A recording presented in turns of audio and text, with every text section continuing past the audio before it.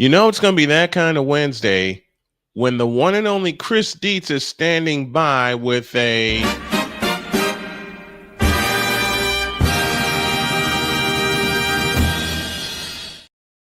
Oh, dear Lord.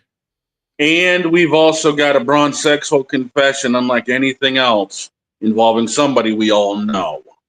And I might have to couple that. On your mark, get set. Let's go. We can't do it. We'll do it live. Do it live. I'll write it and we'll do it live. Mister, will you please wake up? Wake up. Wake up. Wake up. Wake up.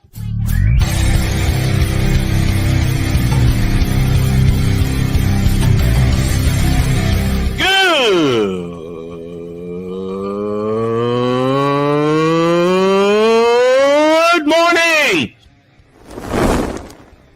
Snowman here to all you Brock Purdy and San Francisco 49er haters. Shut up! I gotta thank you, Shane. I mean, whatever happened to the games where breaking 100 points was, I don't know, unusual?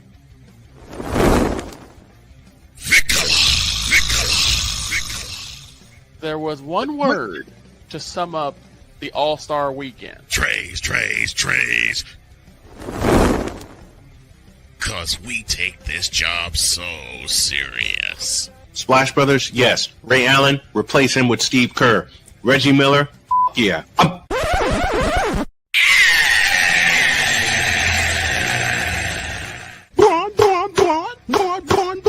What in the all types of blue hell? I don't know. Oh, yeah! Let's go, baby! Dear Los Angeles Lakers, what a putrid effort in the fourth quarter. Yep. Good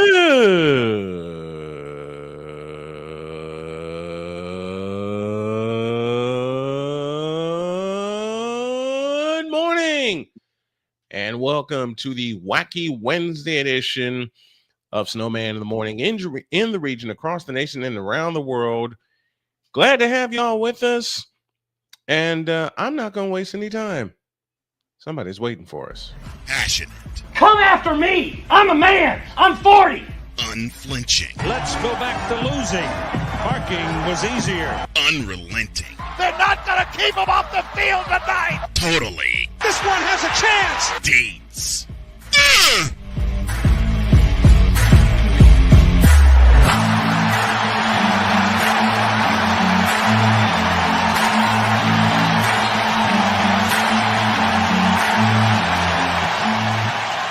That's not just a murmur. That's a full-blown fibrillation. It most certainly is. Dietz is here with us on a Wednesday. This I gotta see. What up, Dietz? What's going on, guys? I am going to say this right off the rip. To all of the stations that have us, I'm going to apologize. Uh-oh. I might lose it. This is how bad this is. I'm angry, and I'm not going to take it. But I want to bring. I want Shane to bring in our other guests before I let loose on my dolt of the week. You mean this cute queen right here? The cute queen. Yeah, right? As I actually need both the Queen and Napoleon. They might have to help me out on this one. Okay. Oh, whoa. Okay. I'm going to deliver this to Dietz. I love you dearly, but we do have our stations here, and I'm glad you apologized in advance. Please. Because I went completely off. Yeah. I was fuming this morning, and everything I've learned about this situation has made it even worse. All right. Then let's get right to it. It's now time, Napoleon. It's time for the dolt of the week.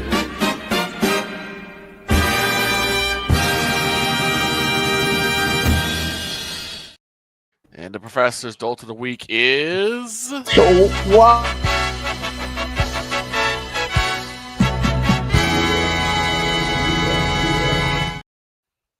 Let her rip, Deets.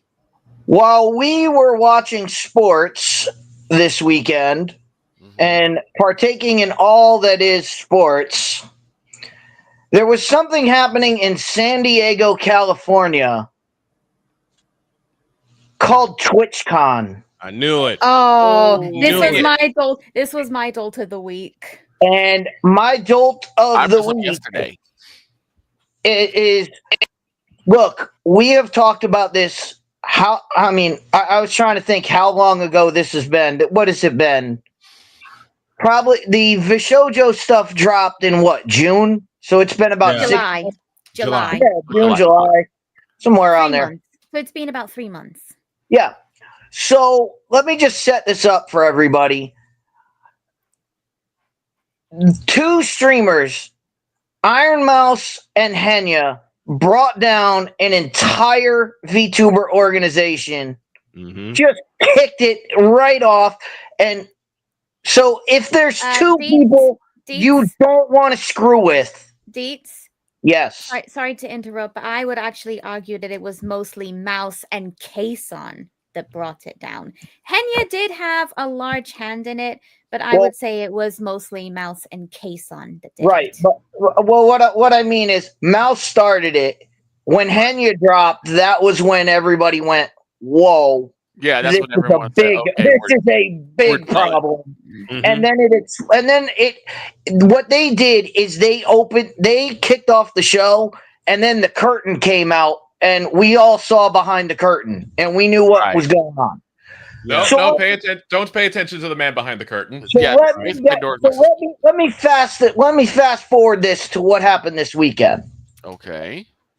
So not only did we have a lot of garbage that happened, and I don't even want to get into the Emaru situation because that's what I want to touch on. That is a snowball in itself. That's going to be a very sensitive topic, and I don't know how you're going to talk about that with our radio hosts here. Yeah, that's why he's all I'm going to say is TwitchCon security sucks. But here's Caleb Williams. There's a bigger issue. There's a bigger issue to me. There's a bigger issue to me. And this is why I brought up Iron Mouse and Henya. I think I know where you're going with this. Iron Mouse and Henya both tweeted over the weekend that, so they were at TwitchCon and supposed to do meet and greets. And people, fans came to meet them, greet them, and give them, gifts, whether it was something they bought, something they handmade, something that was just, hey, this is something you might like. Here you go. Right. Heartfelt gifts. Here's what happened. The people that accepted those gifts, the people that dropped those gifts off, the Twitch staff, and maybe it wasn't Twitch staff, maybe it was event staff. It doesn't matter. TwitchCon, you put on Twitch. You are the head of this. You should have been on this. Yep. Whoever was doing it took the gifts and threw them in the trash. Not, hey, we have them. No, they took gifts meant for people and threw them in the garbage in front of the people who gave them. That is completely despicable. That is one of the things I said yesterday. Yeah, we went off on that one yesterday. That is absolute garbage. And then not only did but what hit me is, who did it happen to? Iron Mouse. I mean, this is somebody who already had sympathy on her side when Vitojo did what Vitojo did. You're not going to Twitch. You're not going to get away with it. You're not going to get sympathy. You're not going to be able to lie your way. Not only did they say, "Oh, we made a mistake. We didn't know what they were." No, they flat out lied and said, and in their response said, "Oh, we thought they were hazardous materials." If you thought they were hazardous materials, why did you throw them in the trash? Here's the problem with that. What are you doing if it's hazardous material? You don't throw it in the trash. What are we doing? Here's the problem. Here's the problem with all that, right? Because you're talking to someone who has dealt with hazardous material back when I was Same here. There is protocol. Something is hazardous. But this is what I mean by how Twitch's security team sucks worse than Justin Fields on the 2-yard line of their opponent. Because they don't follow straight protocol. If you feel like something is hazardous, you set the object to the side. You get someone who is certified with hazardous material. You have them check it. And if they find to be hazardous, then you tell the individual, you give them back their item and say, I'm sorry, but this can't be allowed because this is hazardous material. You need to take this away. And it wouldn't be in a regular trash bin. Exactly. No, it wouldn't. Now, now let me couple all of this with what I've been hearing. I've been floating around on Twitter and everything else because, I've got mutuals throughout most anything going on. And apparently there was even security problems dealing with VTubers having to remove masks because they had to double check identities. Chibi being forced to dox herself in order then lay the pipe on it, Deets. Go ahead. In order for her to enter, a VTuber who explained to the person, I'm a VTuber, I cannot I don't want to remove my mask. Can we go somewhere private and do it privately? Right. Nope. We have to do it right here, right now. Again, I'm giving them all the benefit of the doubt by saying, you know what? Maybe this was event staff but your Twitch, you have millions and millions of people. You have thousands of creators who are VTubers. How can you tell someone, hey, you have to remove your mask in front of thousands of people? That is an absolute disgrace. And again, Jen wanted to couple that with. Jen wanted to couple that. Go ahead, Jen. So back on the Iron Mouse topic as well. Can we just keep in mind that Twitch throwing away all of her gifts came right after they pledged a donation of $100,000 to the Immune Deficiency Foundation on behalf of Iron Mouse? What are you doing? Wow. What are we doing? Wow. I wanted to jump. It would not surprise me if they actually end up not making that donation. But we all know that the VTuber community will come together to make up for that contribution. I mean, look what happened when it came we did so for V Shoujo. I think we tripled the amount that they owed. Yeah. It was sitting at 1.4. It was sitting at 1.4 million last I looked. Yeah, nearly triple. But that's not even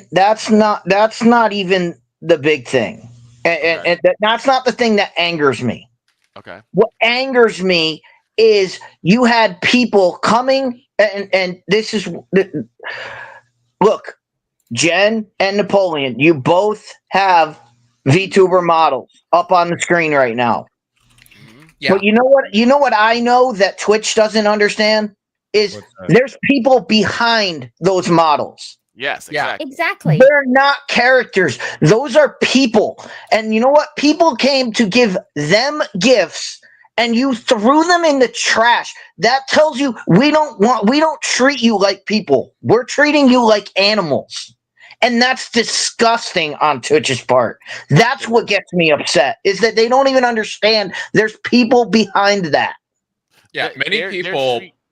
They treat them like they're commodities. And Twitch has always been like that.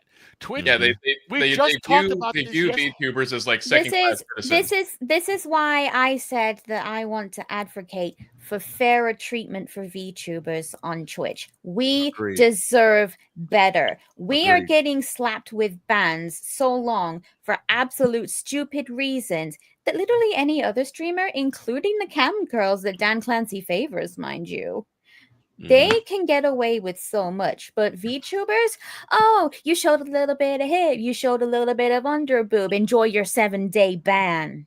Let's go. What the hell is even that? Let's take this a little bit further. I mean, we just talked this yesterday about how, as Jen put, put it, a VTuber just a little bit scantily, just a little bit more skimpy, a little bit, hotter than most, all of a sudden you're banned. But you have a guy who has left his dog in a cage. Apparently, on the subject of dogs, though, Hassan. Apparently, he's been banned from nearly every social media platform. Good. Time. But why did it take this long? Why did it take this long? For one simple reason.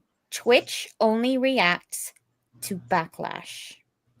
This is the same guy who celebrated 9/11 years ago. This is the same guy who, just now we find out that he's probably shocking his dog, but he's done other things even worse to his dog. He has doxed people. He has sent hate bombs at the people, and it's only now that you do something.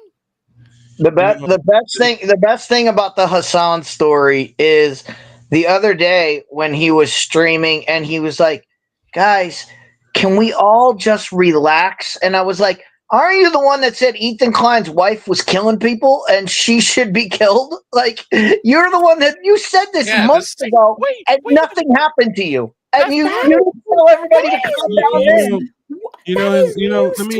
What? Yes. Yeah. Here's the thing. Ethan Klein and Hassan Piker used to have a podcast together because they're basically on the same side.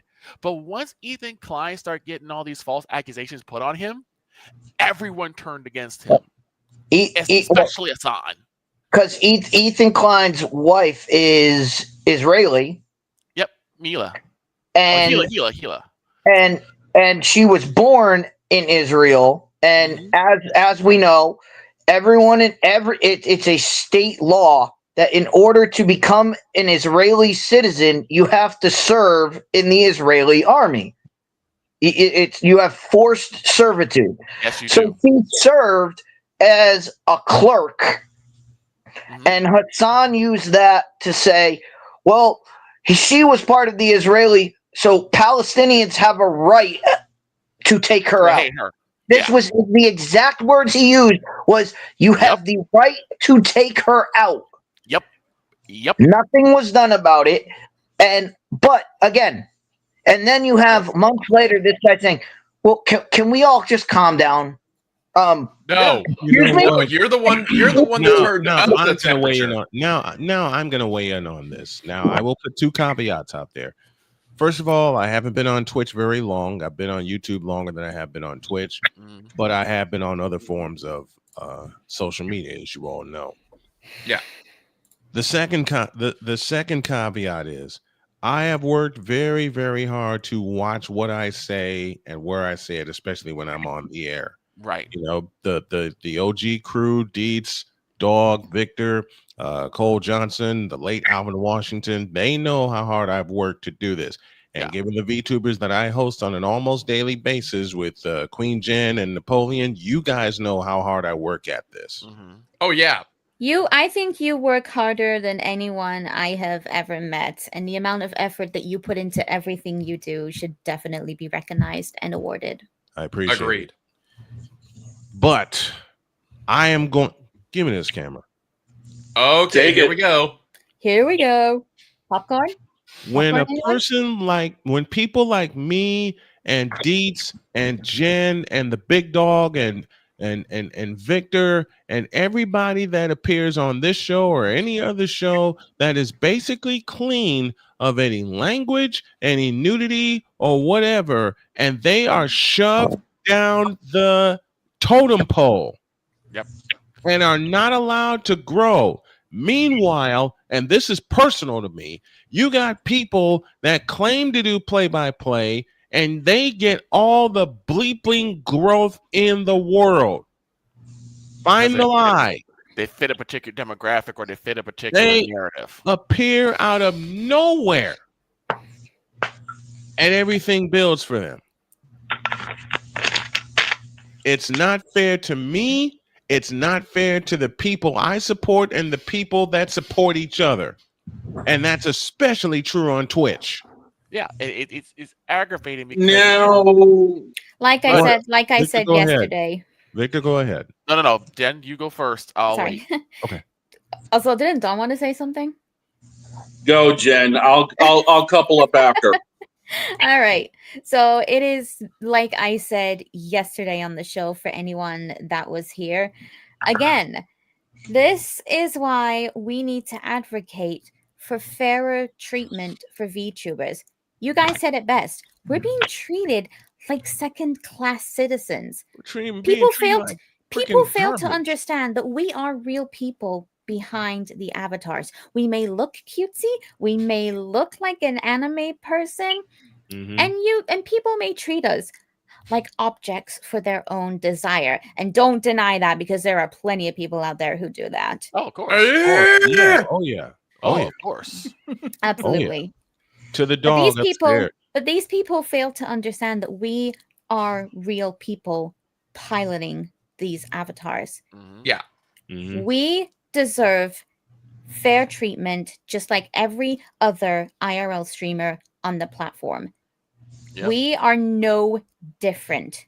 We may stream in different ways, but we all deserve to be equal at the end of it. So that's why I say this to Twitch.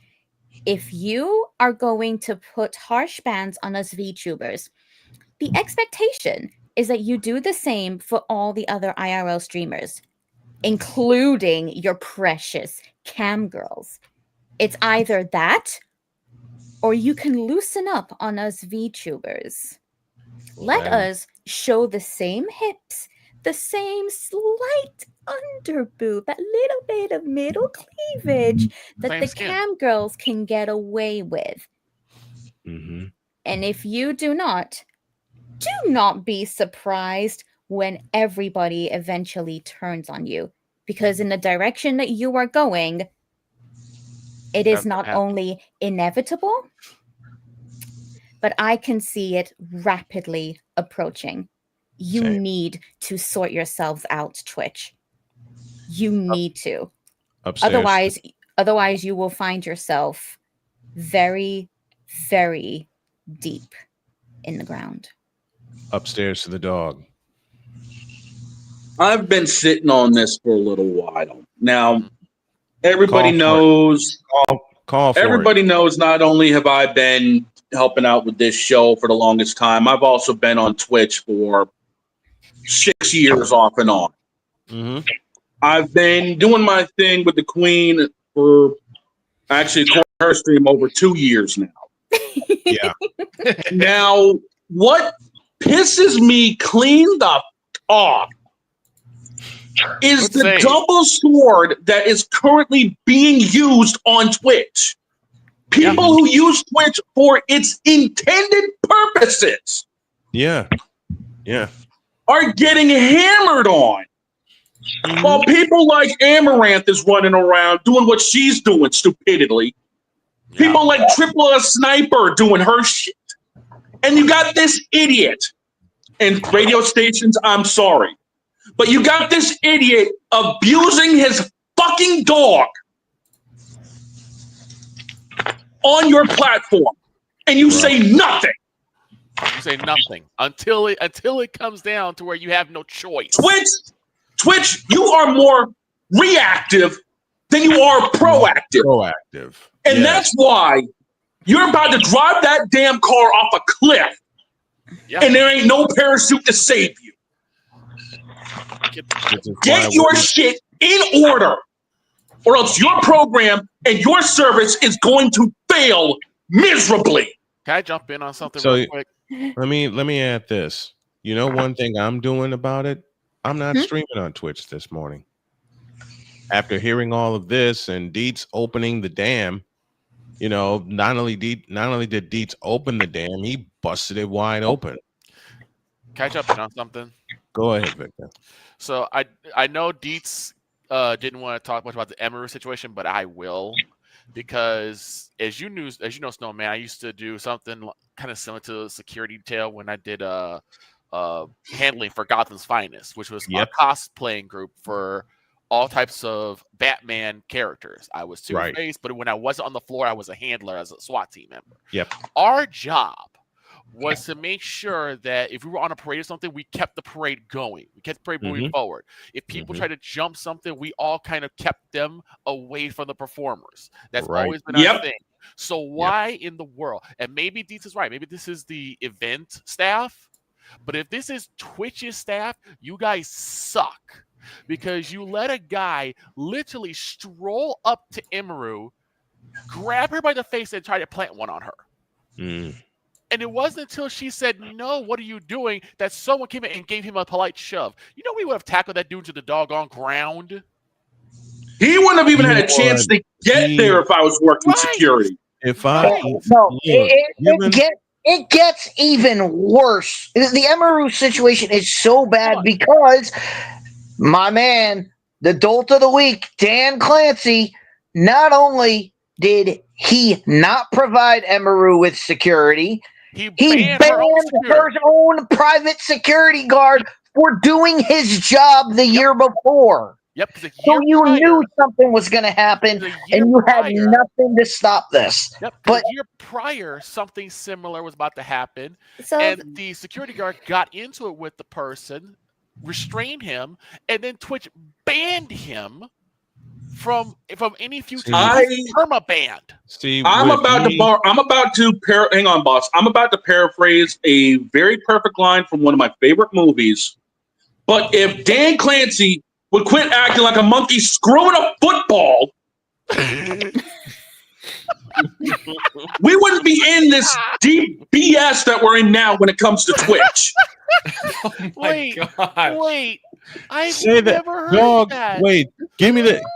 I'll give dog the camera so he can say it again. Because this is my new bump back for the dog. Say it again, please. If Dan Clancy would quit acting like a monkey screwing a football, we wouldn't be in this situation with Twitch right now. And yes, I edited that line because it came from 1990 Days of Thunder. Okay, I know we're up against the break. I know we're up against the break, but I want to ask something else because there is one group of people that we are not addressing, and that's the diehards of Twitch. Because after Emeru's situation happened, a group of people said, "Well, she's rich, so it's fine that someone comes up to her like that." Excuse me, what? Victor, I ask one question and one question only, and you guys have heard me ask this question before. Whose ass do I need to put a foot in? The guy at the very top. Wait a minute. Because she's rich, she deserves to be assaulted like that? Yes, that is what some of the diehard Twitch fans are saying. Now I'm mad. Go to break before I lose my mind. Yeah, before we go to break on this situation, the thing that gets me in both situations, Emeru's and the situation with the gifts, all three, and the situation with Chibi, where they basically told her fans, "Hey, she can't come out because she's sick," and they, in all three situations, they lied about it. They lied about what they did. They lied about what the situation was. They lied about everything to try to what? CYA. They tried to cover their own butt, and they couldn't do it because everybody knew they were lying. It's the golden rule. It's the golden rule. The golden rule of life. It's not the action. It's the cover up. The cover up is the worst. Why do you think Hassan's getting the crap even from his own fans? Hassan's getting the crap from his own fans because he tried to show the collar off. He said, "Oh, this is the collar that Kaya was using, and it doesn't have any shock prongs, except for the fact that you could clearly see electrical tape on it." Jen, can you put that buffer back up again, please? Oh, do I have to open my mouth again? That actually hurt my jaw. Oh, I'm sorry. No, it's okay. I can do it for a bit longer. I just need it up there for a couple seconds, okay? Okay. Do you need me on full screen for this? Like that. 1, 2. Why are you not working? There we go. We're back in the deuce. This is Snowman in the Morning.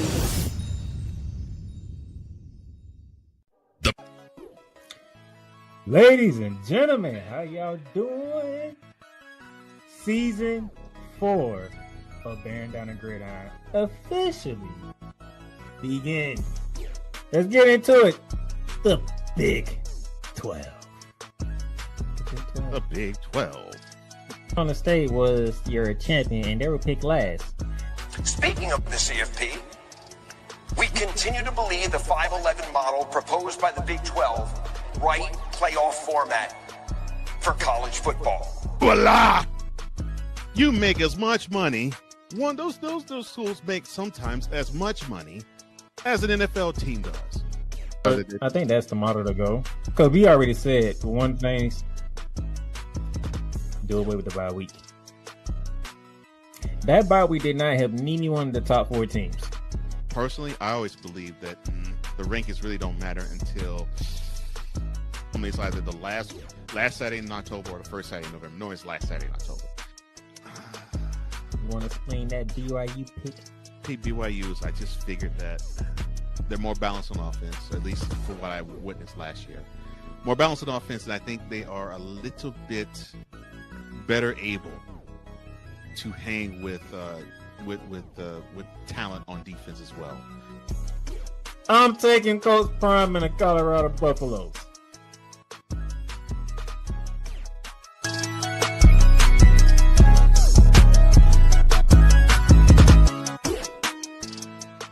Join the transporter to Hades. Your butt and gut becomes one.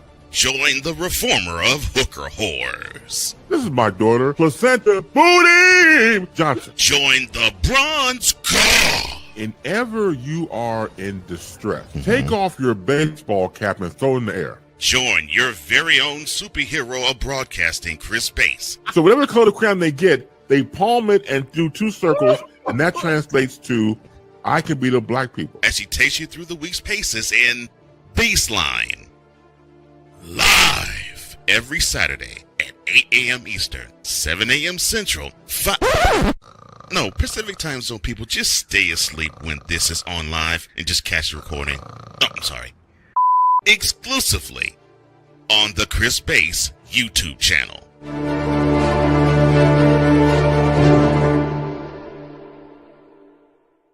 Hey everyone, it's Napoleon Johnamite.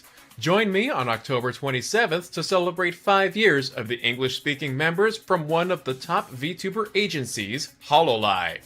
From the debut of their first generation of girls in Myth in 2020, to their most recent live concert event held at the Radio City Music Hall in August of 2025. And for the sports fans, there will be coverage of their appearances at Dodger Stadium. Take a journey through VTubing history in Beyond the Myth, 5 years of HoloLive English.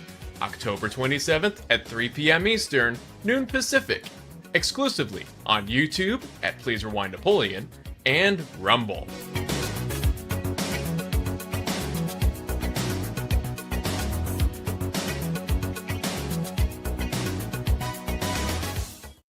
Cause we take this job so serious. What are we doing? What in the all types of blue hell? This is Snowman in the Morning. That's the question we're asking of Twitch right now. Even though I'm still angry, I'm kind of glad that I didn't swear because I was really close. I understand.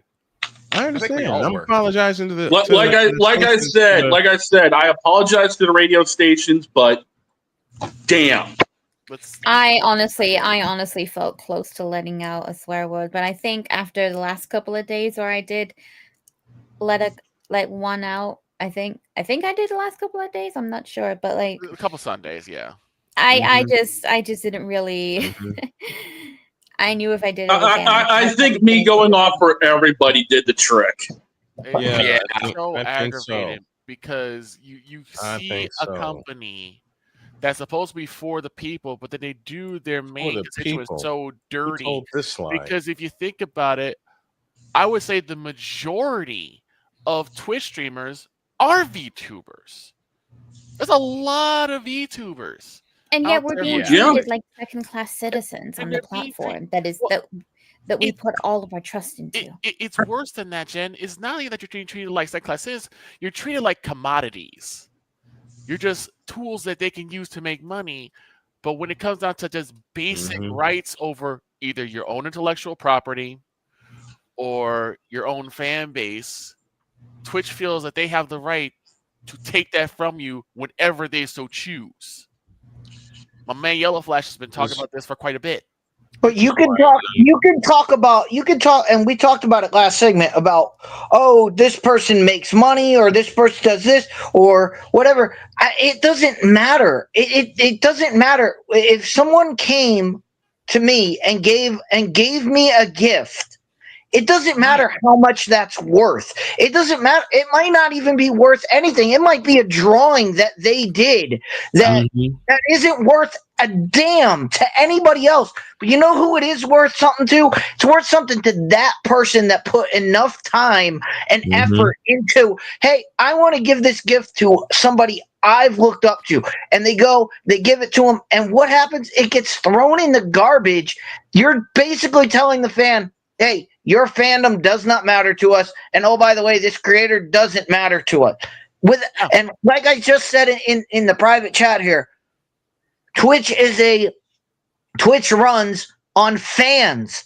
How do you get fans? You have fans follow creators. You need fans to get creators. You need creators to bring the fans in. Twitch, you're going about this all wrong. Everything should have been for the fan. It should have been a fan experience. And honestly, Twitch, please take a lesson from Huntrix. Let everything you do be for the fans. Happy fans, happy Moon. Yeah. Let me go to the Fanatics feedback zone very quickly. Squiggle started it with Emiro Security. I hope I said that right. Yep. As well, Rose Ridiculous straight up banned her own bodyguards and then wanted to give a 30-day ban for what the man did to the boy. Yeah, that's the thing. And here's the great thing: he walked out. He walked out of that building. Ryan McCarthy was not carried out. says, he wasn't even video. No, he walked out on video. They have video footage of it. I was like, wait a minute, where are the police? I think we need to quote Dietz himself on this one. What are we doing? It's like, where are the police? He walked out on his own power, no cuffs, no one near nothing. him. He walked out, and I'm like, if this does not, I honestly doubt TwitchCon will go on next year because of a lot of the backlash. Yeah, that was practically TwitchCon gave him a slap on the wrist for something that really should have had an arrest on it. Should have been in prison for it.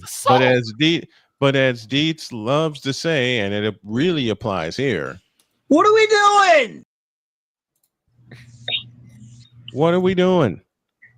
If you're gonna lie, make sure it's not caught on video. I mean, a blatant lie. We took care of the situation. Meanwhile, you can see the guy just leaving and walking by, nobody around him. Yeah, nobody escorting him off the premises. Squiggle says, basically, we don't care about you now. Keep spending money so we can give Jeff Bezos our money. Oh dear God, don't get me started. Yeah, let's not even get into that. Look, that security situation was about as loose as the New York Jets offensive line has been for 7 weeks. And Mr. McCarthy's taking a beating. But here's the other thing also, and this is why I said I don't. Matter of fact, it was as loose as the Laker defense in the final 40 seconds last night. We'll get to that in a minute. But this is why I said that I think TwitchCon probably won't go on this year, because if the Twitch streamers do not feel safe, if they don't feel like you're going to protect them, because look, people talk about, oh well, what's worse, a person that is obsessed in anger or obsessed in love because they have a parasocial relationship. It doesn't matter. There should be a line where they cannot cross. That's where your security comes into. And if the streamers do not feel safe, they will not come to TwitchCon. And then who are you going to parade up there? No one. And you know what? There shouldn't be TwitchCon anyway, because of this incident. This incident, I think TwitchCon needs to bite the dust until they get their act back together. Yeah. It really should. Yeah. TwitchCon needs to, and I'll say it. Give me this camera. I'll say it right here. TwitchCon should bite the dust until they get their act together, which means beefing up security. You dumbs. There. Like I said, if I was running security at TwitchCon, that would not have happened.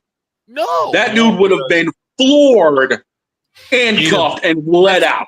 As soon as he got in front, as soon as he got towards her, someone would have gotten his face and said, "You need to back up.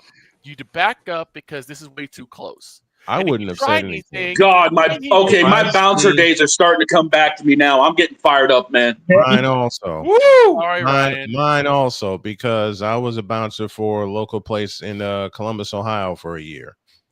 Mine also, and the place was, I don't know, 3 blocks down from the Ohio State University, which meant it was down the way from Ohio Stadium, which meant it was down the way from the Schottenstein Center, which meant students involved, which meant stupid people involved. I think y'all could complete the equation.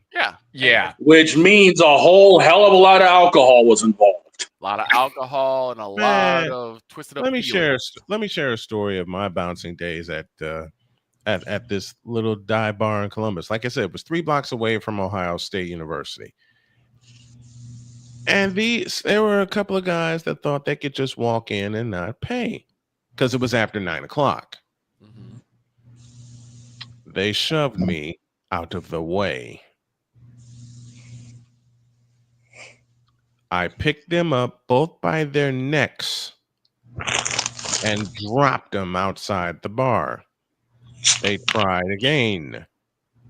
This time I had some help because the second bouncer was there. Not as big as you, Shane. He picked one up, I picked one up, and we walked them across the street and said, "We dare you to try again." They didn't try again. Yeah, because there was actual consequences for said actions. And I'm Speaking sorry, of McCarthy, consequences, beating up on your Jets. But speaking of consequences, I'm gonna go here. The Boston Bruins. Oh no. There goes the cap from the dog. He's in distress. See, he was fired up, and I had to make him laugh. There are 3 things in life, and I'm borrowing from Ryan McCoffey here. There are 3 things in life you can count on: death, taxes, and Carter Verhaeghe. No. Shut up. Getting that goal should not have happened. Shut up. Carter Verhaeghe. How can I put this? Oh my goodness. Took a Rask. Okay. No. I'm not even gonna invoke Tuukka Rask in this one for once. No. I will. Jeremy Swayman looked like Tuukka last night. No, I got one better. Jeremy Swayman looked like Tony Graffinino. Oh. Matter of fact, Jeremy Swayman looked like Jerry Remy.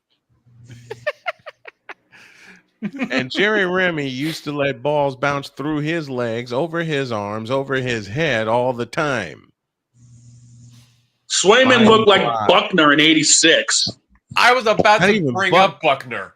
Not even Buckner. You know what? Swayman looked like Leon Durham in 1984. Oh no, 84 through Durham's legs. Exactamundo. Garvey, effing Garvey, 2003, and Barbara Murray. Okay, get to the point on why you're bringing up Carter Verhaeghe because, that should not have happened. Yeah, exactly. And plus we need to laugh now.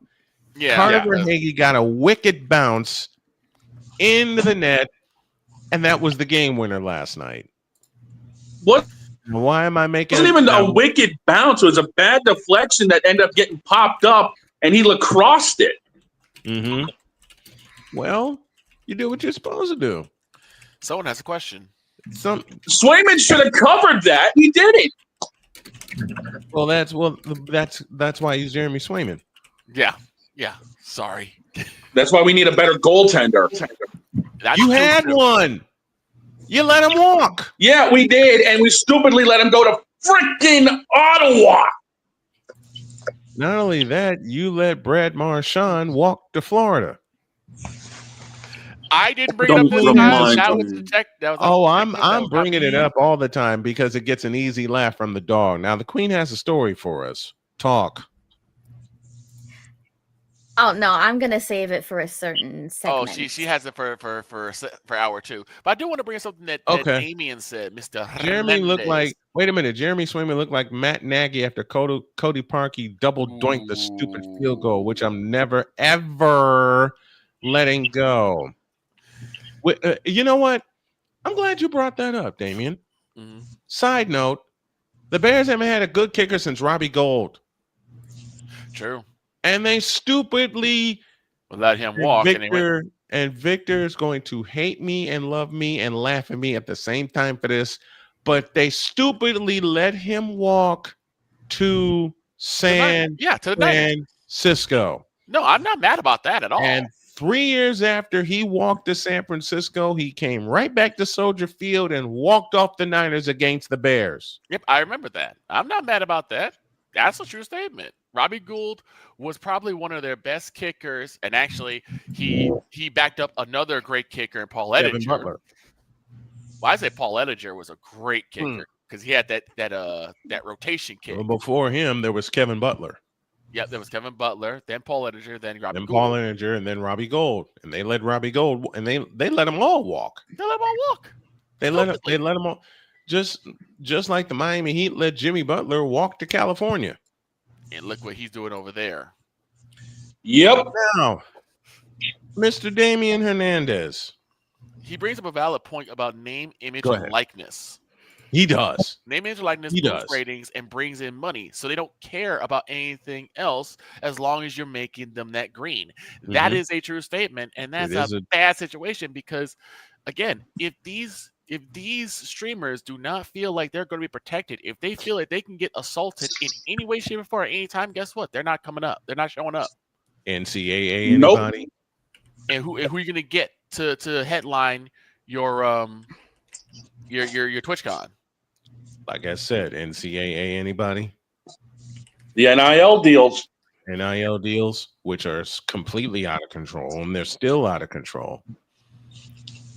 Yeah, I mean, again, when it comes to NIL deals, look at the first. Who know what a conference is, who know what a convention is supposed to be, yes. And that's what you need. And I'll give you a story. I'll give you a funny story. So, I ran a conference when I was in college. Really? There was a PE conference that came to Springfield, Massachusetts. And of course, I was at Springfield College, so they let the PE club. We kind of ran with it. You know, we made sure everybody had their own rooms and had everything. Right. All right. So when I was at Springfield, there was this book. We called it the Bible. It was called Children's Moving.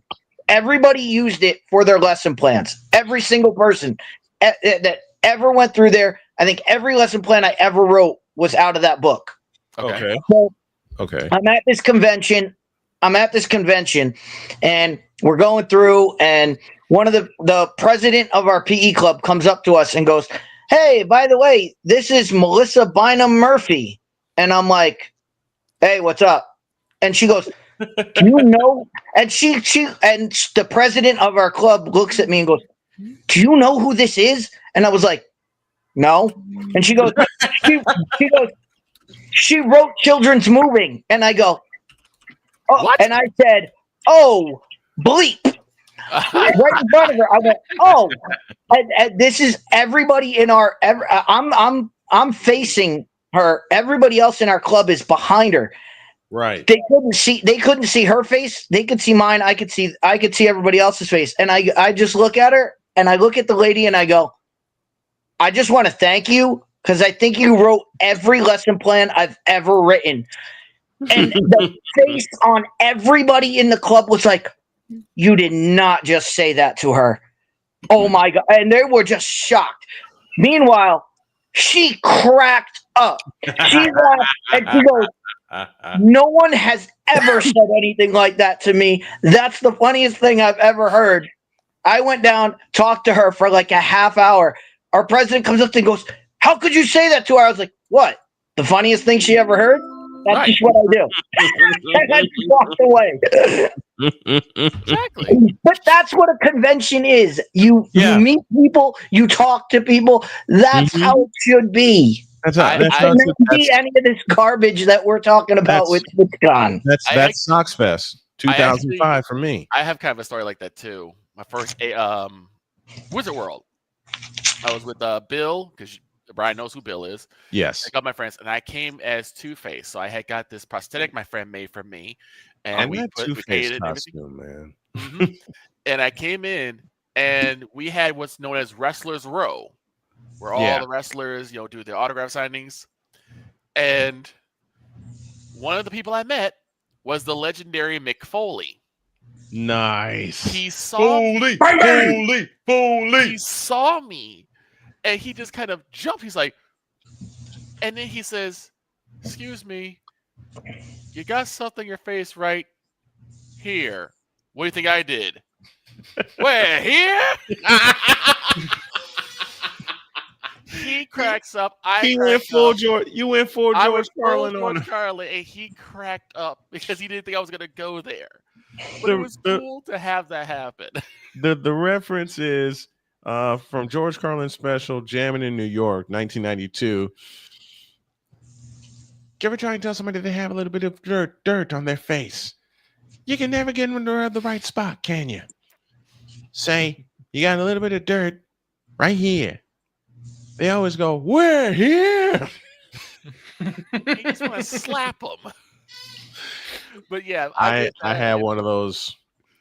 I had one of those convention moments myself when I went to Sox Fest in 2005, and my friend Barry took me after the temporary job I had at the time. Double crossed a lot of us, so he took me to Sox Fest on the day John Rooney, former voice of the White Sox, now current voice of the Cardinals, was going to be there. Mm-hmm.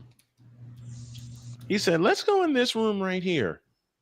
Why are we going in here? And I was in the dumps all weekend. Even though I was at Sox Fest, I was in the dumps all weekend. Then I hear John Rooney's voice. Right. And I melted. How did Lewis Black put it? I think that was my cue to go out into the yard and melt. The crazy thing is, but the thing is that you would think they learned after the VidCon incident years ago. You would think they learned their lesson then. Other conventions learned their lesson then, but nope. I believe it's Napoleon who has the button. What kind of stupid are you? Right. Yeah. What kind of stupid are you? You owe me that button, dude. I owe you a lot of things at this point. What are we doing? Not what are we doing. What are they? What are you doing? What are you doing? What are they? What are they doing? This is your fault. I've often been told that by my pretty bride. Yeah, that's rule 2 of the house. Everything is your fault. That's rule 2 of the house, which I bend into oblivion. Just like Carter Verhage bent that puck in the net last night. Oh. Does that mean we start going to hockey? No, I just wanted to bring that up. The roast. Why? Just to mess with you. The roast. Why? Of because Twitch yes, Shane, has taken it is over the entire first hour. We spent the entirety of the first hour talking about Twitch, and then I slip in that roasting them. Deet started off. Deet started it. Then the VTubers got their pound of flesh, and they're back for more. Then the dog brought up about a monkey having fornication with a sports object.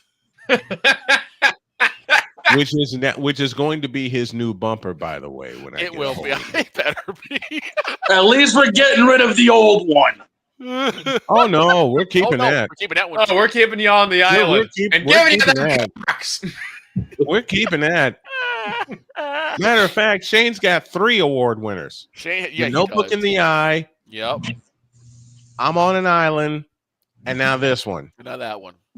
And as far as this person here, Sorry about that. Yeah, you had turned away for a minute. I thought something had happened. Yeah, I was on call with Mom. I'm sorry. Oh, okay. Let's see. Which ones do I have for Jen? Skill issue. Stay solo. And I have a couple other ones I'm flirting around with, and I'm going to. What do you mean a couple of? Excuse me? Talking about bumpers. Bumpers. Yeah, but like, what else could I possibly have for you for a bumper? Think sweep that is one. Stay solo is the other. Sweep that. Stay solo. And skill issue. Skill issue. And I've got two others I'm flirting with. Excuse me, what? Oh boy. Don't excuse me.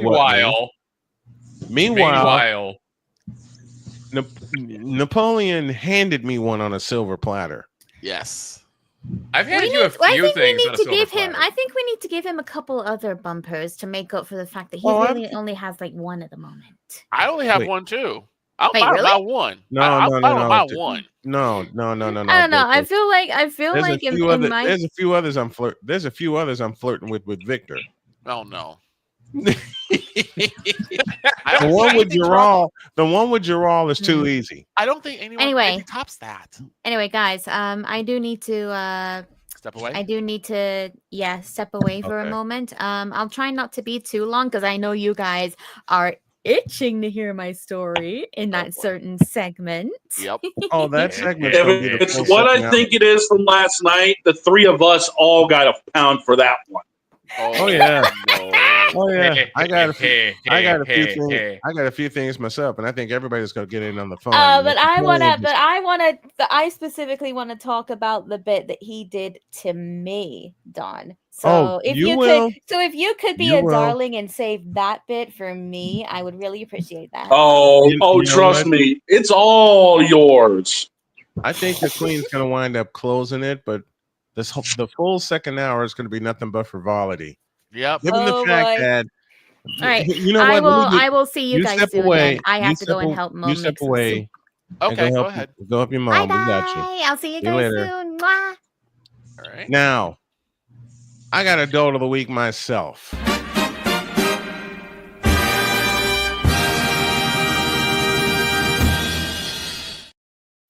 And the boss man's dolt of the week is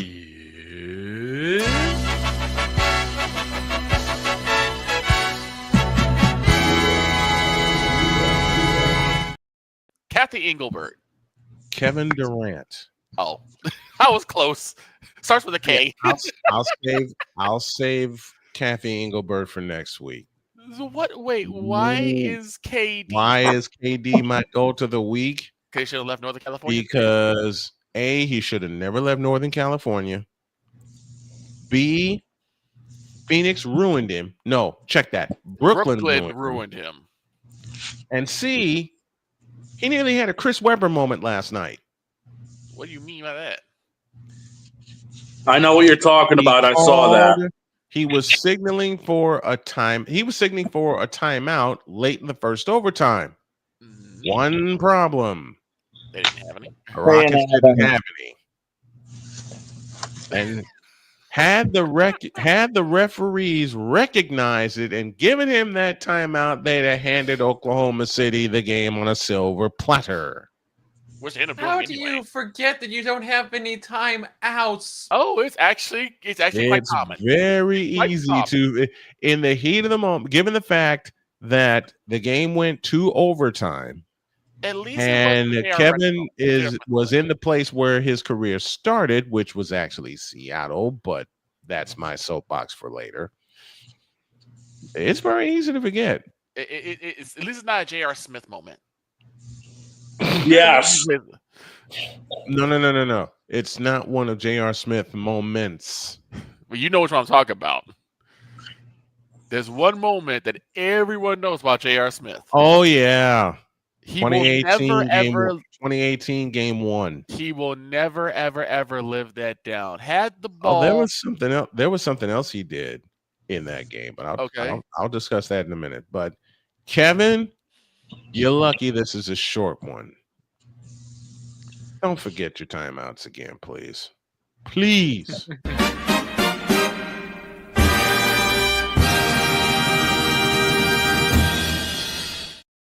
And isn't he the oldest on that team? Nobody. Isn't he the oldest on that team? Yeah. Yes. So he should know better. And good, but then heat of the moment happens. I get that, but it's like this again. That's like, should we forgive Milton Bradley for? I could blame that. I could blame that easily on Ime Udoka for not alerting his team about how many timeouts they had in the overtime. Well, I'll ask: should we then forgive Milton Bradley for throwing a ball into the stands? Oh hell no! It's too funny. Yeah, it is too funny. Hell no! It was too funny. Tell me that didn't happen when he was wearing the green and gold. Oh, no, that was when it happened when he was wearing Cubby Blue. Yep, he was wearing Cubby Blue when it happened, and Victor and I laughed our heads off. And to be fair, I also laughed at Jermaine Dye when he did the same thing. But see, the difference with Jermaine Dye is the team rescued him. The team did rescue him. The team rescued him, and they didn't allow any runs. Didn't they allow 2 runs at that point? At that point, the game was tied. Okay, I wonder if Jermaine Dye, Jermaine Dye committed to Milton Bradley. Difference is the team I'm talking about Milton rescued Bradley. I'm talking Milton Bradley. Didn't that surrender 2 runs? 1 run. 1 run. Okay. 1 run. Surrendered 1 run. Now, here's the J.R. Smith moment that Victor does not know about. Okay. Everybody knows the J.R. Smith moment in 2018, game 1, when he ran out the clock. Yep. In regulation. That's what I'm talking about. That's what I am talking about. There was another moment that happened in game 1. Okay. Oh no. This occurred before the game even started. Oh no. Victor, you've been around me for 25 years. Yes. You've seen me do player introductions. Yes. For that many years. Yes. Don't you think the players pay attention when their name is called over the public address? You're supposed to. I mean, that'd be like if Michael Jordan did run out and remember put the team in the middle when he came out with from North Carolina. Well, J.R. Smith had, like I said, this is J.R. Smith's second adult moment in game 1. Matt Horowitz, who was the Warriors' PA announcer at the time at Oracle Arena, busy announcing the Cavs starting lineups. Mm-hmm. Tell me why, when J.R. Smith was the 4th player introduced, the 5th player introduced was ahead of him in the line, and we see J.R. Smith running toward his bench. What? Why? I'm not kidding. Oh my god! I'll have to. You know what? I'm gonna find it. Oh, find it during the break. And Damian says, "I can't believe I'm doing this to my goat, but can we put MJ on the Dolt of the Week because there's no way in hell he ain't ever touched the basketball after leaving." I call BS. Well, Damian, you've never seen MJ after basketball. I have. The dude can still play. I asked this question, and he can still play, but he doesn't want to anymore. Exactamundo. He doesn't want to keep dominating. I do have a question, and I gotta ask my man Dietz because Dietz watched the same game I did on Sunday. Now, the Cowboys beat down the Commanders. That's good. Oh no! But I gotta ask a question, Dietz. What was that play on the 1-yard line? Can you explain that one to me? They ran 33 blocks. They handed the ball to the running back and just no one blocked. No one blocked. the entire defensive line swallowed him in the end zone. And you know what the great part is? At that time, Dietz says, "Okay, I've had enough. I'm going to get dinner." He literally said, "You can't make this bleep." You really can't. I was on the air when it. I was on the air when it happened, but I got You're Dietz both on the air, and I just said, "Are you kidding me?" And I get Victor's reaction was was priceless. In fact, Victor's and Dietz's reaction was priceless. It's like we're gonna try to outsmart them by running. It's like they're ready for the run. They're gonna send a blitz anyway. Yes. Put Pickens on a fly or a post route, come in and you probably have a No, you can't throw. For coaching 101, you're on the half-yard line. You can't throw the ball because any penalty. Well, unless you're the Miami Dolphins. Unless you're the Miami Dolphins. Any penalty that occurs in the end zone is a safety, so you can't throw the ball. What you do in that situation is what every team does. What's that? The tush put. The quarterback sneak, get a couple yards, and that way when you hand the ball off and your guy gets stoned at the line, he's not in the end zone. He's not in the end zone. But that's what most teams give yourself some room, but then just quarterback sneak it because once you step back, you're asking for trouble. Yeah, you are. Like you said, Deez, unless you're the Miami Dolphins. Unless you're the Miami Dolphins, which happened on Sunday as well. I watched that game. Illegal hands to the face in the end zone by the Browns, and the refs just let it go.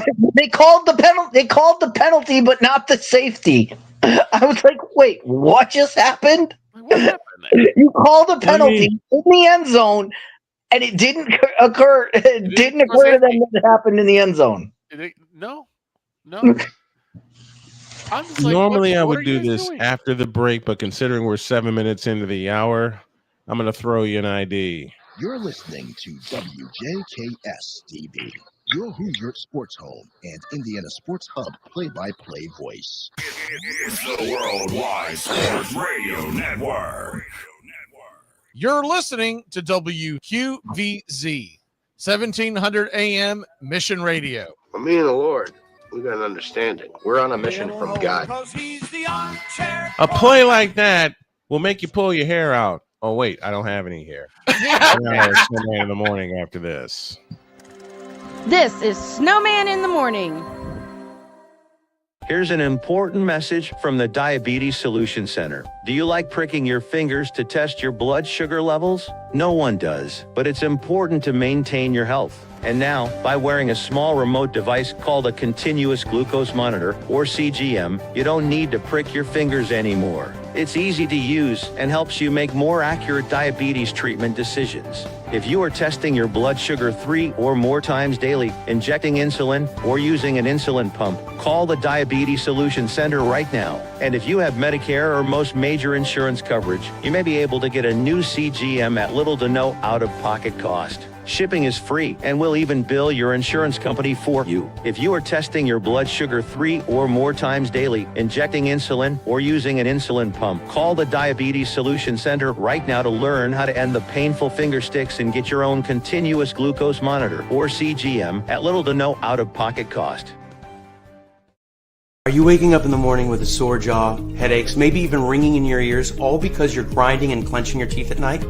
That's exactly what was going on with me. That's when I found this, the Brooks Night Guard. Now, the Brooks Night Guard redirects the bite force away from the back teeth, reducing jaw pain while still protecting the teeth.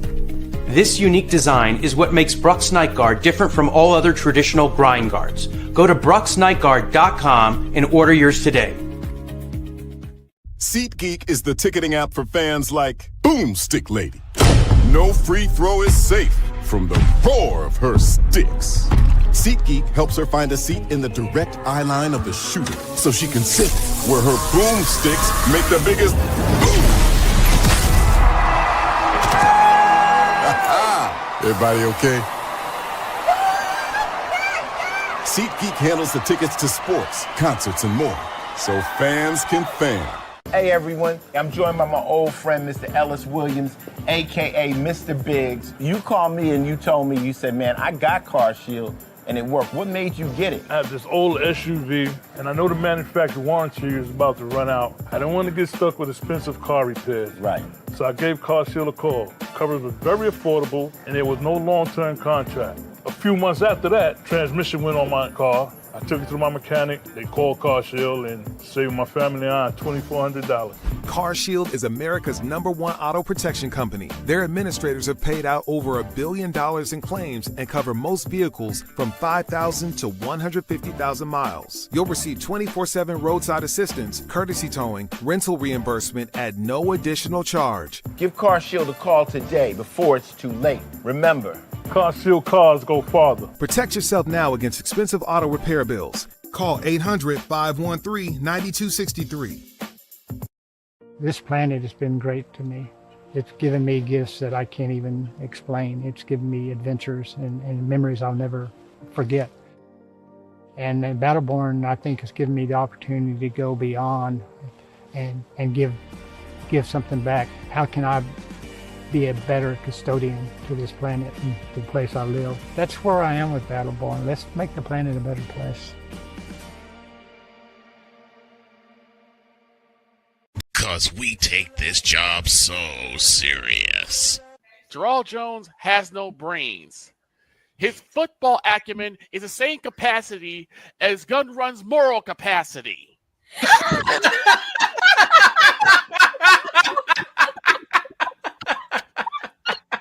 Oh, hell no! What in the all types of blue hell? This is Snowman in the Morning. My nose is still recovering from that. So I did a thing. Oh no! Oh, what did you do? Hell. I found something. Okay. Here. I do have. Anytime that laugh comes up, it's not good news. So I do say something since the NBA started. Dog, there's something that you say every morning. Do you know what that thing is on the intro? I mean, what happened to the games where scoring 100 points was, I don't know, unusual? Was rarity, right? Mm-hmm. Yeah. How on earth does this happen? Last night, Rockets and OT. Now you expect this. 125, 124. Both teams on fire. Yep. Yes. Great game. But also, the Warriors 119, the Lakers 109. Who played defense? The Warriors did because they won by 10. In the last 40 seconds, but how do you allow 109 points? Let's see. Luka Doncic had 43 of them. Luka.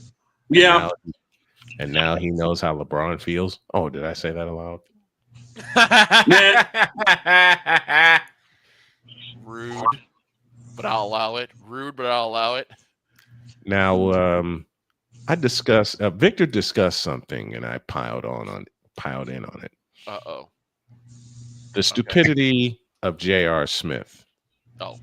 Now we know the first incident, and I correctly say cry with the stupid play.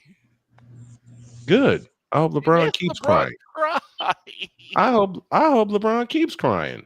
Poor Ryan. That's enough.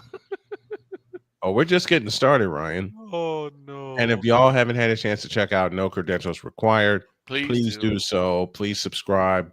Help the channel get to 1,000 subs, because we got to go to help them get to 1,000 with our influence this year. Also, I heard from the supervillain himself, he may bring it back, have another donut. He better bring back have another donut. I want donuts now, damn it. Right. No, I'm kidding. Now. Donuts. Shut up. Shut up, Homer. Wait, let me see if I can do it. Donuts. Oh my god. Since it is Halloween, the best Simpsons one is when Homer goes to hell. Yes. And his punishment is to eat donuts, and he eats all of them. Yep. He's like, more. And actually, he made a deal with the devil, and eventually his head became a donut.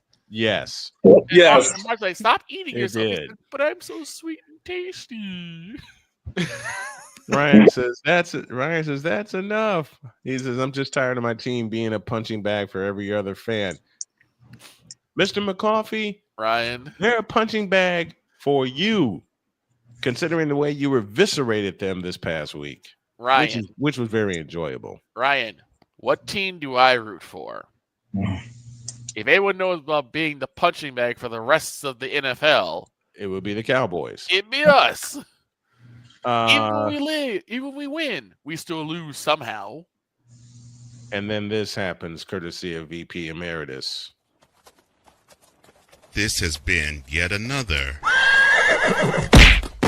beating a dead horse presentation. The World Series is Friday, and it'll be right here on the Snowman Multimedia Channel and Snowman Sportsnet. 8:08, I beg your pardon, is the first pitch. We'll be up at 7:30 with the pregame show. Now, I found something. Okay. Oh, Lord. Again, I do not like that laugh. Remember when I said J.R. Smith in Game 1 of the 2018 NBA Finals had 2 mistakes? You found them, didn't you? But everybody only knows of the main mistake. Main one. I got 2 words for you. You found them. Watch this. Number 13, Tristan Thompson. At one guard position, hitting 6'6" in his 14th year at St. Benedict's Prep in New Jersey. Number 5, J.R. Smith. And at the other guard position, standing 6'3" in his 10th year out of IU-PU. Did he forget to? He was doing something off screen. He's like, "Oh man, they called my name, bro." How did you forget to be there in the lineup? Usually, that's what happens. Usually, Edward at the bench. NBA Finals, Game 1. That was away? He was the away team, right? Yes. Okay. This is why I asked that question, because usually it could be a bit easier to miss that when it's the away team, because the away team is very much toned down compared to how you do the home team. You know, think about how we were. I will not allow it. I will not. If Victor won't allow me to throw excuses at his Cowboys, then I'm not allowing this. Watch time, penalty flag. Personal foul, unsportsmanlike conduct on the Snowman. Half the distance to the goal. But how does that even happen? Take a look. Number 13, Tristan Thompson. At one guard position, hitting 6'6" in his 14th year of St. Benedict's Prep in New Jersey. Number 5, J.R. Smith. And at the other guard position, standing 6'3" in his 10th year out of IU-PUI. Number 3, George Hill. Head coach for Cleveland is Tyronn Lue. He just took off. He's like, "Oh wait, you called my name." J.R. Smith, you big dummy. You big dummy, see what you did. The reason why things. Oh no, you big dummy! Look, dear J.R. Smith, you fool! And his teammates have got to be thinking, "Oh hell no!" J.R. Smith, he's like, "Listen, J.R. Smith, bad things don't happen to you because you have bad luck. The reason why bad things happen to you is because you're a dumbass. It's because you're a dumbass." Once again, I am so glad I found that clip. I love Red Foreman. Let's relive that J.R. Smith dumbass moment, shall we? We once again, courtesy of ABC, we go back to the 2018 NBA Finals, game number 1, when y'all thought the biggest fallacy of J.R. Smith was what he did in the final seconds. Oh no, it was what he did in the opening seconds. Number 13, Tristan Thompson. At one guard position, hitting 6'6" in his 14th year of St. Benedict's Prep in New Jersey. Number 5, J.R. Smith. And at the other guard position, standing 6'3" in his 10th year out of IU-PUI. Number 3, George. You wonder what happened. Maybe he ran to the bathroom and he realized they called this. He's like, "Oh man." Look, he ain't Patricia Bernard from the Price is Right incident, okay? When her name got called and she was in the bathroom. No, you don't. Damien, I'm ahead of you. Okay, Damien says someone needs to make that a meme right now. Working on it. Marlene Miles, come on down. You know what, I need Victor? Marlene Miles, come on down. Victor. Yes. You are either gonna love me or hate me for this. Okay. Oh, Damien, that's not right. Yes, it is. JR had Lamar Jackson. Why? Because yes, Lamar, it is you. It is you. Exactly. Oh no. What Dear now? Victor, whoops. Wait a minute. I gotta take this out of here. Try again. Why don't I do this? Why don't I do this? Because Victor reminded me of something. Oh dear. And very recently, I just happened to find it. Really? What'd you What find? is the next name on your list? Bob, that name is Marlene Miles. Come on down. No, come on down.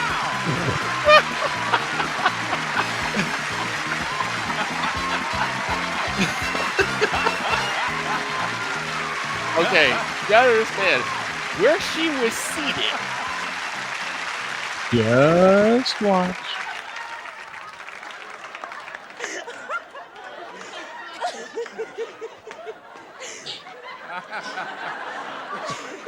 I really don't know. You know? Sometimes you go home and you think, well, I've seen it all. Then you come in and it starts all over again. Mm-hmm. Now, Marlene, you're seated right there. Yes. Johnny called your name. Yes. 3 steps to there. But you That's our favorite, one of our favorite exchanges between 3 steps, and she decides to run the lap. She ran the entire She ran way the around. entire course. Now, Arku is in the house with us. Says the Lakers are still trash, and they're going to be trash all year, LeBron or not. Oh, they not just trash. They Like, did. ooh, trash. JR had a Lamar Jackson moment. That ain't the only moment he had. Oh my God! Yes, the Lamar, Lakers can never, will never, under JJ Redick, play defense at all. Period. Because once the Warriors took the lead at 12-10, there were 3 other ties, but it was all Warriors after that. Yeah, it was. And if you're defending one Wardell Stephen Curry II and you allow him a 1.5 foot of space, not an 1.5 inches, a 1.5 feet. You give him a half inch of space, he's gonna drain it. Give him a half inch of space, he will drain it. Actually, let's see. Steph was 33 feet away from the basket. Defender allowing him more space than the offensive line allowed Justin Fields to take a snap. Oh dear. There was more space in front of Stephen Curry than there was in front of Tua Tagovailoa when he threw that interception to start the third quarter. There was more space in front of Stephen Curry than there was in front of Michael Penix Jr. when Bryce Huff strip sacked him. I may need Doug's help for for some of the stats, but Steph Curry, 32 minutes, 23 points, 4 assists, 1 rebound, 42.9% field goal percentage. How many threes did he shoot? I can't see that. He went 3 for 9. 3 for 9. 3 for 9. Okay.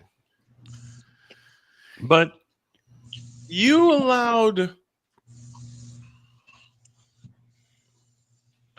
It's like, this is the best I can come up with.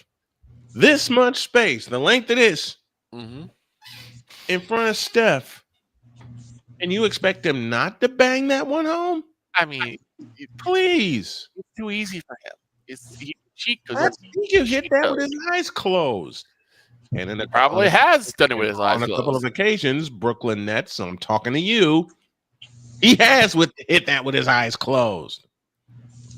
Just like Carter Verhaeghe hit that shot last night with his eyes closed. Ouch! It's like what? He threw his head again. What would the Lakers? This do? man. There was more. Look, there was more space.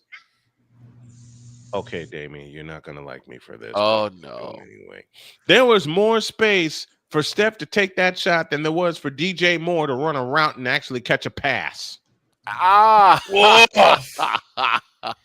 And why do we do that? There was more space in front of Steph for Steph to hit that shot than there's been in front of any Raider receiver, save Brock Bowers this year. Oh, I quit.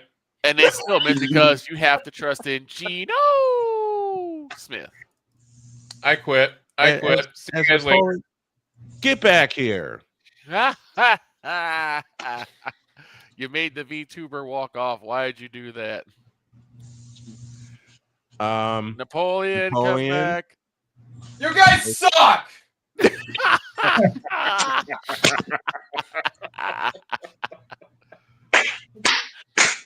Just remember.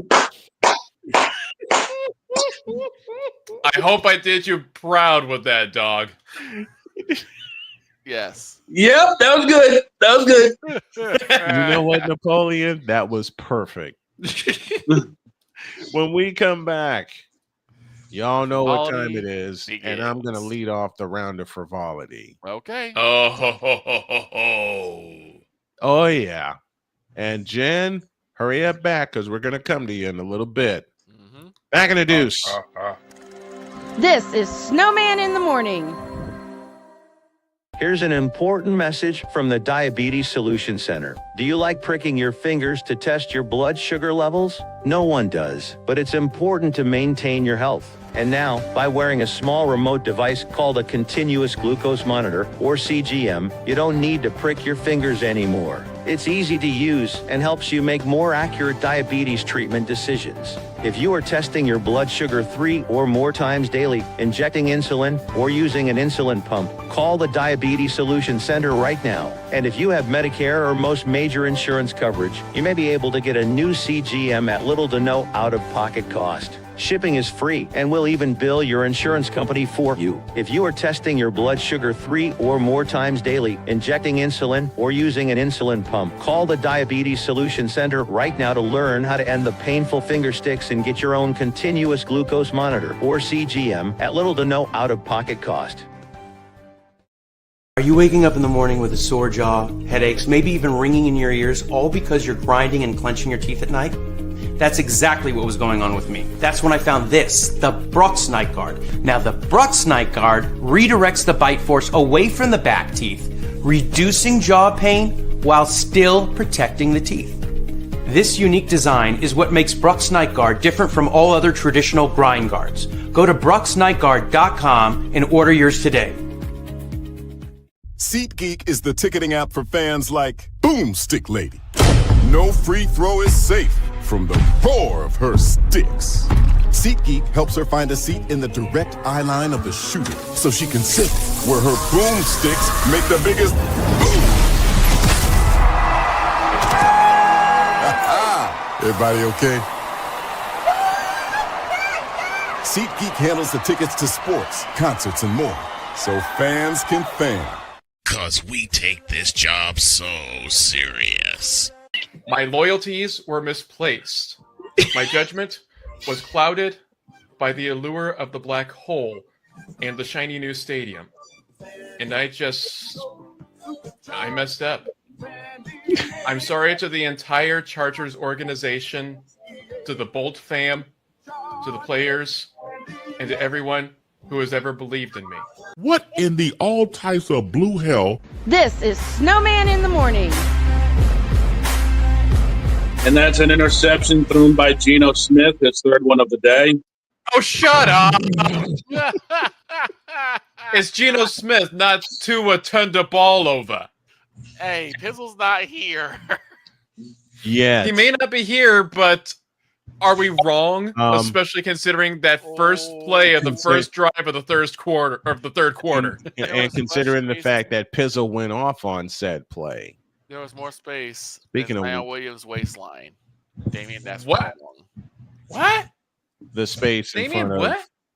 of the space in front of Steph to shoot that shot. Yeah. By the way, Zion will not play one game this year.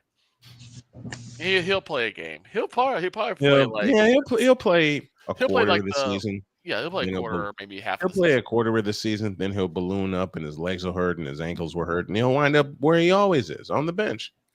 This is why I had to start losing weight, because I was feeling that a lot. Same with me. You know, my knees would hurt, my legs would hurt. It just by sitting down, I was just hurt. Now I don't feel that much pain like that anymore.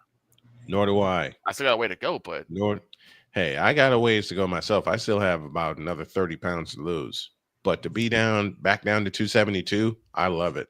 If you guys I haven't been consistently under 370 in almost 2 years. I was actually battling 400 pounds for about 2 years. Hey, been there. So be now down to 367 isn't it wonderful? It's a humbling experience, to say the least. Yeah, it is. Hey, you were with me when I first got diagnosed with diabetes in the hospital, and they weighed me and shocked the daylights out of me. I was over 500 pounds. Right. I was still able to move. I was still able to do a lot of stuff, but I was like over 500 at one point. Yeah. So to be down half that, I am thrilled. A humbling experience, to say the least. It is. Speaking of a humbling experience, yes, LeBron, it is you. You need a humbling experience. I hope this is it. Always will be you, forever and ever. Amen. You need a humbling experience. Let's do it. In a world where partial greatness is celebrated and total greatness is shunned, there stands to be a figure on the lips of those who love him and those who hate him. The inane comparisons to Michael Jordan and Kobe Bryant continue and has existed since 2003. There is no end in sight, for the battle between those who unconditionally love and unconditionally hate him wages on. These are their stories. Welcome to the Bronzexual Confessions. Dog, you first. All right. Well, mine kind of ties in with what happened yesterday on Jen's Discord. So, unfortunately, you know what button's about to be happening. This one. I got roped into a conversation with a Bronzexual. What you mean? Napoleon, you were there. Don't give me that crap. You can blame Napoleon, you were there. Don't give me that crap. So I'm kicking back here. I'm getting ready to watch the Rockets and the Thunder going at it, and I get a ping on Discord talking about how Napoleon was about to have a fight with a Bronzexual. Oh no! Oh dear! That Bronzexual being Glitch. Time. And once again, Time. This moment of Bronzexual stupidity is brought to you by Hooked on Bronix. When you start talking like an idiotic Bronzexual, Hooked on Bronix can set you right. Call 1-800-YO-KANG. Real LJPM. Now approve all this. Go. Well, that conversation devolved pretty quickly. That's what I'm afraid of. Oh boy. How quick and did it evolve? About as quick as it took the offensive line of the Jets to collapse and not let Justin Fields get a pass off. Oh no. I'm sorry, Ryan. Ryan's taking That's pretty quick. About as long as it took Tua to get the snap off and then throw the interception.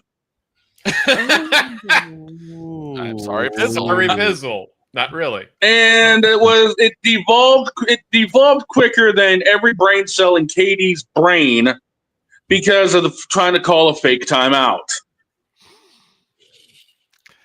Ouch. It was that bad. Chris Webber, hello. That's bad. And mind you, the stupid thing is, this dum-dum didn't even try to bring up any facts because we were talking about Jordan being the special analyst for NBA on NBC and everything else. Yes. This fool doesn't even try to bring up stats of LeBron or anything else.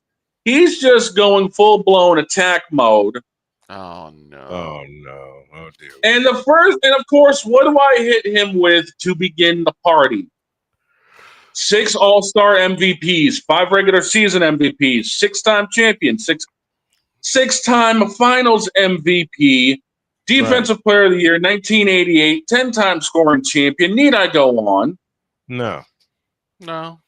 I think that's enough hitting them. It just got to the point where Jen would have the highlight of this up, I think, later today, I'm sure. But it literally got to the point where I was halfway losing my mind on this clown. This man needed Tylenol. Big time. Oh no. And it got worse than that. I mean, when you talk to a bronsexual, the one thing you reach for is the Tylenol. or in my case, the gabapentin. Trust me. I'm familiar with those bottles. Yes, sir. Here's the thing, though, and this is where Jen would have to come into play if she was around. Okay. She'll be able to explain it if she gets here. But this dumb foo, not even fool, this dumb foo. This foo. You fish-eye foo. not even a full-blown L. I don't even give him the L. This big old foo. Foo. This foo. Thank you, LaWanda Page.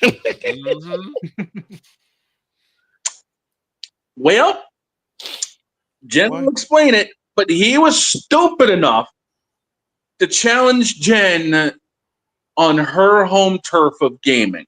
Oh no! Oh no! Why he do that? Because he a big fat dumb. He was dumb enough to do that. And oh boy. For what reason? Because he doesn't exactly have all the brain cells up in his head because they are currently being skull cranked out of him by LeBron James. Makes sense. You know, that, never mind. Never mind. Like I said, Jen will be able to explain more when she gets here. If she gets here, that is, depending on how things are going. But, yeah. You know what? Glitch had to be completely stupid. I'll fill in the blank for you while we wait for Jen to get here. Give me this camera. Okay. Yeah. Yep. You stupid glitch of an idiot. Given the fact that you're a fan of this bum, explains everything about you in the first place. Oh no. Given the fact that Yo Kang is utter trays.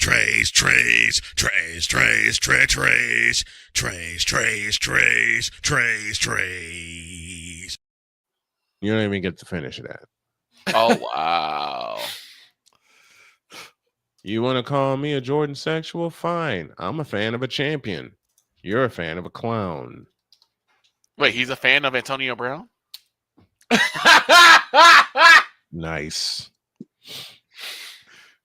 Who knows? He could be a fan of Justin Fields. I don't know. Poor Justin Fields is taking a beating. Not like Stop! the beating He's already dead. not like the beating Justin Fields took in London or last week. We don't know. Ouch. At least I'm a fan of a champion. You're a fan of a wannabe. You, Glitch, are a fan of a person who has yet to prove himself in 23 years. How about that? You're the fan of a person who needs to desperately be told, "You're fired."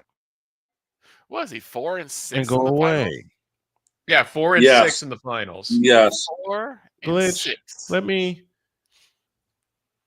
explain it the way the legendary Cole Johnson explained it. 4 in 10. 4 out of You 10. failed. I remember that. You 4 in failed. 10. You What kind of failed. stupid are you? Exactly. Let me put it this way, Glitch. LeBron James is trash. And so are you for liking him. Wow. LeBron James, infinity trash. Agreed. LeBron James sucks. Give me this button. Let me say it the way Playmaker followed it up that one time he was on with this. LeBron James sucks. Monkey. Whoa. When did he say that? I guess LeBron must be. I guess LeBron's the one screwing the football then. I guess so. That ain't all he's screwing, but that's a conversation for later. Oh my gosh. Glitch, how can you be a fan of such a false basketball player? Have you seen him? No, I retract the question. No, he has not. I retract the question. I'm waiting for the day he goes. I'm waiting for the day LeBron finally retires, and takes Bronny with him. Oh, Bronny's not going nowhere. Because Bronny, look, as a basketball player, Bronny. I'll tell you right now, Bronny's not going nowhere. He worse than the Jets' offensive line on a good day when they scored 32 points. Oh boy. Wolf. He worse than the Raiders' offensive line that surrendered more sacks than anybody in the league right now. I mean, yeah. He more than Jeremy Swayman blew a 2-goal lead last night for the Bruins. He bleeps worse than Geno Smith blowing it to the doggone Bears. No. That's a tank bowl. I'm not allowing that. Tank bowl. I'm not allowing that. He sucks. Doggone it. He sucks more than Tua turned the ball over on a good day minus concussions. Ow. Because like Geno Smith, like Caleb Williams, like Justin Fields, and like a couple of other quarterbacks I can name right now, he can't throw. Just like LeBron James can't shoot. Nope. And just like you, Glitch, can't talk about any basketball. Can't think. Effectively. He can't think. You can't think and you can't talk.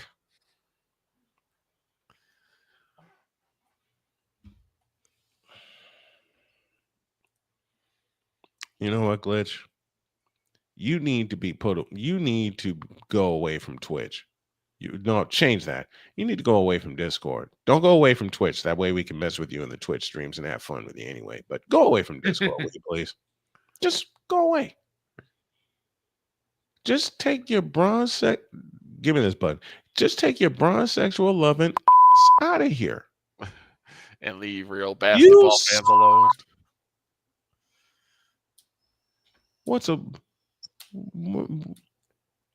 Hey, Glitch, take this with you. You suck, you jackass. I'm out of ammunition. Now get out of my face. I'm out of ammunition. I can't do it anymore. Now get out of my face, you thirsty bitches. In a world where logic and sense flies completely out the window, while purple and yellow glasses are donned, rises a figure who encourages ridiculous, undying loyalty. Good Lord, I'm about to throw up. This has been yet another installment of The Bronzexual Confession. Time. False start? He called that quick. Well, he called timeout, so it's not false start. Time. I gotta call. I gotta call time. Are you sure you have some left? Let's just say I got an infusion. Oh no! Oh, so this. Yeah, let's just call it right. Media timeout. Media timeout. So we'll take a media timeout. Back in a deuce. This is Snowman in the Morning. The spirit of battle is a powerful force. It's a force that drives us, pushes us beyond our limits. It's a fire in our hearts that fuels our determination, our commitment, our strive for greatness. Every challenge faced, every obstacle overcome, it sharpens our skills and fortifies our resolve.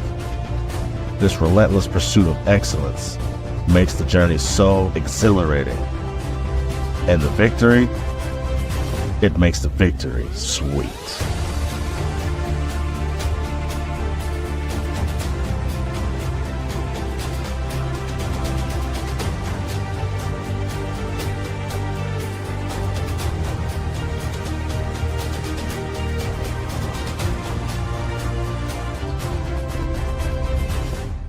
Because we take this job so serious. My loyalties were misplaced. My judgment was clouded by the allure of the black hole and the shiny new stadium. And I messed up. I'm sorry to the entire Chargers organization, to the Bolt fam, to the players, and to everyone who has ever believed in me. What in the all types of blue hell? This is Snowman in the Morning.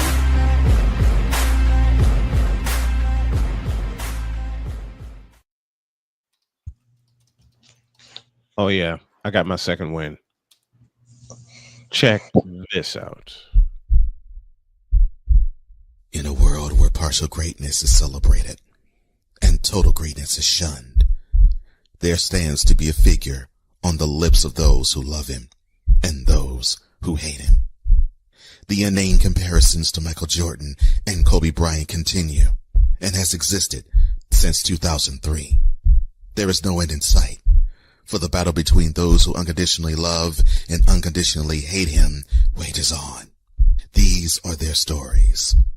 Welcome to the Bronzexual Confessions. Victor, this one's for you. Oh. Does the name Nick Wright mean anything to you? Oh, Nick Wrong? Yes. Mr. Crybaby? Nick Wrong said, Oh, God. quote, "This is how I see it. Michael Jordan is the greatest championship player of all time, but LeBron James is the greatest player of all time. It makes perfect sense." No. Time. No. Those idiotic quote. No. What kind of stupid are you? No. And no. N-O, no. No. N-O means No. No. No. No. No. No. And I'm going to get dinged for this, but I don't care right about now. Heck no. I don't care if I get dinged for this on YouTube. I've got to push this button. Hell no. To the no, no, no. Hell to the no. Hell to the no.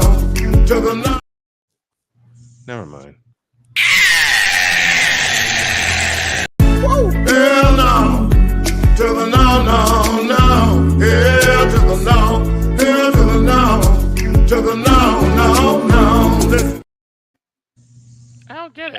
Give me this butt.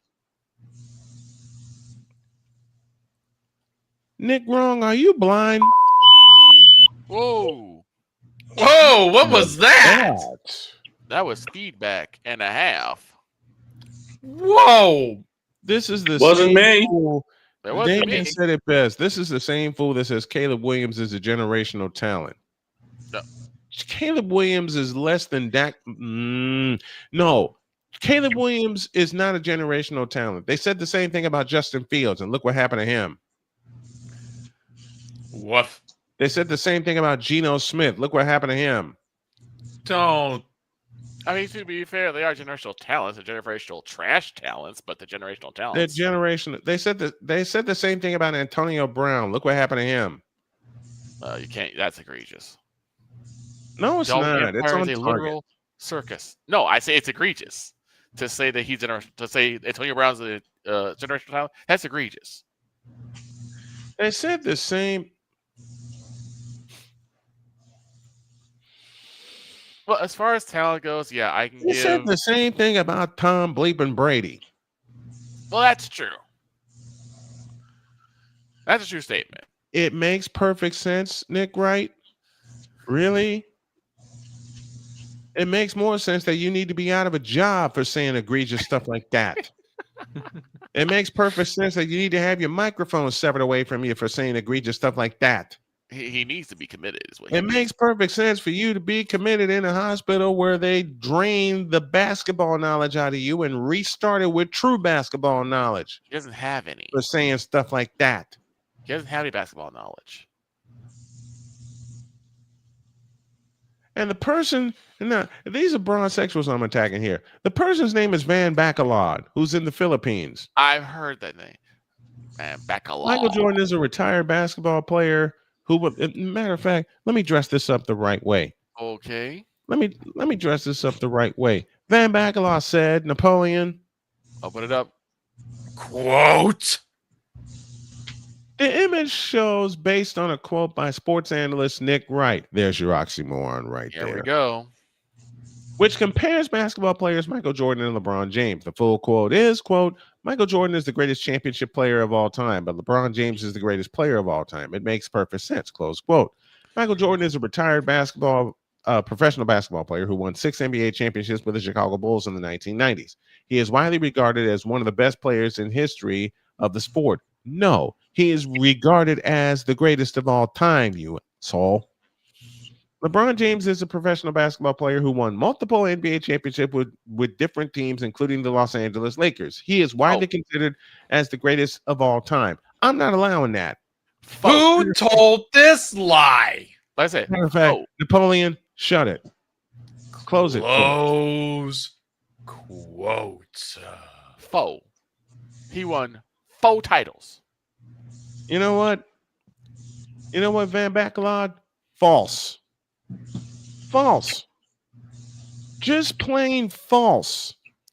Just plain no. Just plain no. I can name you 10 small forwards right off the top of my head that played better than LeBron James. One of which just happened to play for my wife's team for a while. His name, Chuck Person. I'll give you another one who's a Hall of Famer right now that played a better small forward than LeBron James. Also spent time with the Indiana Pacers. Y'all know this name, Chris Mullin. James Worthy, Scottie Pippen, Tom Chambers. What about the consummate champion, Robert Horry? Sharpshooting forward out of Alabama. 6'10" of Robert Horry out of Alabama.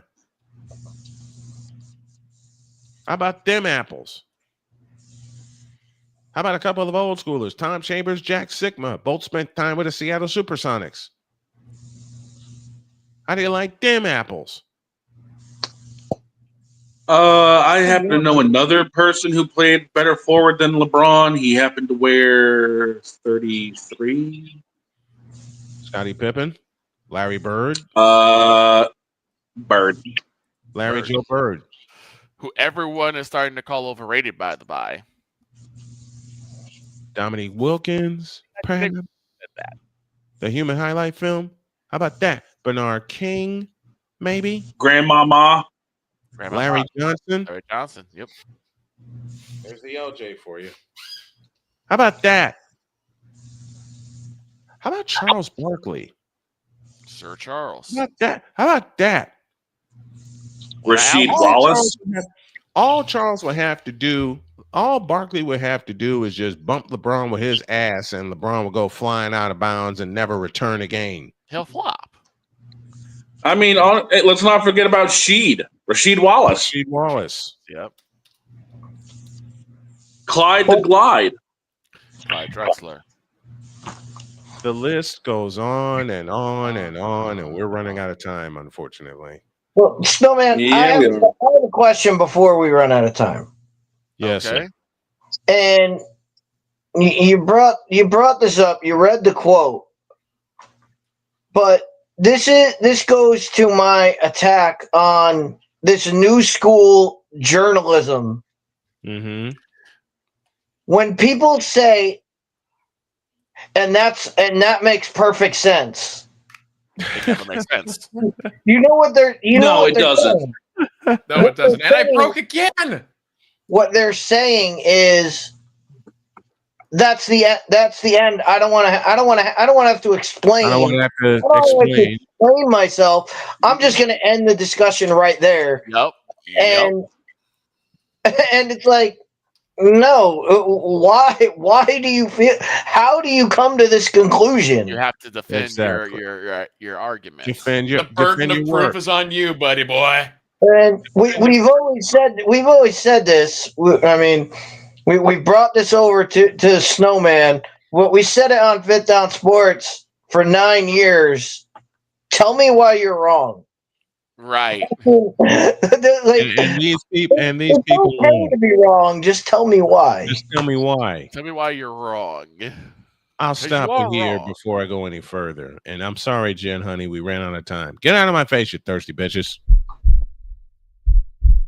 In a world where logic and sense flies completely out the window, while purple and yellow glasses are donned, rises a figure who encourages ridiculous, undying loyalty. Good Lord, I'm about to throw up. This has been yet another installment of The Bronsexual Confessions. Let's do her stuff tomorrow. We will, and if she's here tomorrow, we'll lead off with it. Have a great day. God bless. Remember to make your next move your best move, and always remember, if your dreams don't scare you, they are simply not big enough. Dream big, do bigger. We are, and we hope y'all are too. And don't be like Jeremy Swayman, please. We're out of here. See you tomorrow.